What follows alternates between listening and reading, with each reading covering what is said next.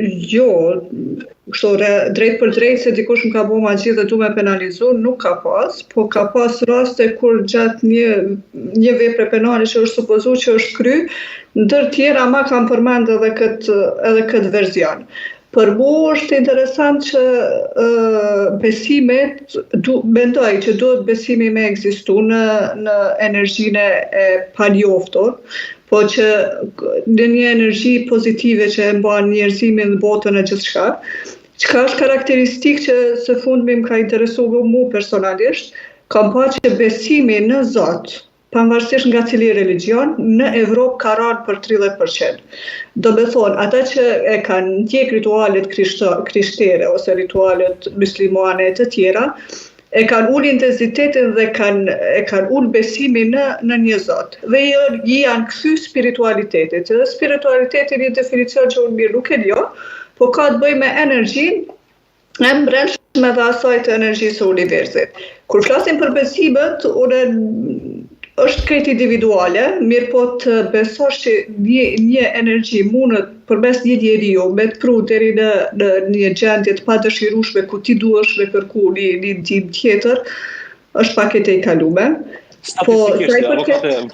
Avokate, më falë, statistikisht kemi rritje të besimtarëve islam, statistikisht në nivel global. Po rritet po.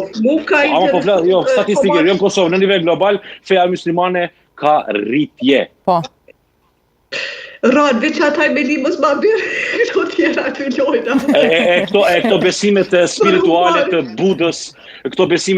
të Budës, dhe këto bendimet apo meditimet transcendenciale, këto janë rrymë tjera, nuk janë besime religjioze, janë praktika. Okej, në rregull, derisa s'kemi një definicion qartë lidhur me besimin dhe me magjin, dhe nuk është strukturë e kapshme për pasojën që mundet me kërku, as në asnjë vend të Evropës nuk do të ketë një vepër penale për magjin, edhe as në Kosovë. Deri më tani ju thash që ka vetëm Arabia Saudite, një sankcion për magjit, dhe nuk e di se si e ka të definuar veprimin edhe pasojën, edhe disa shtetet e Afrikës.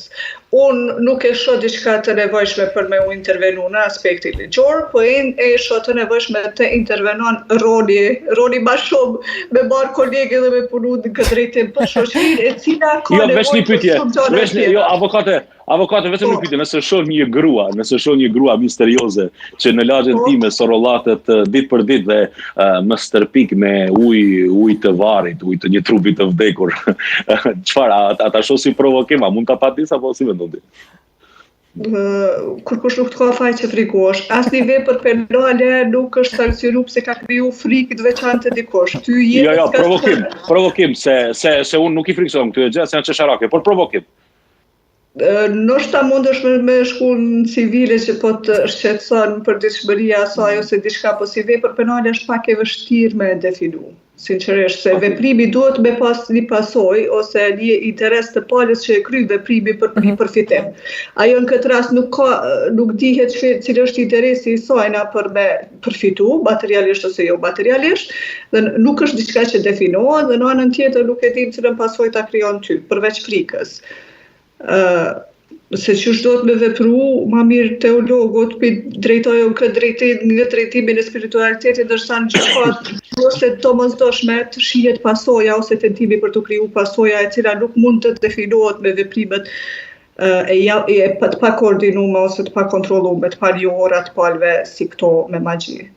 Po.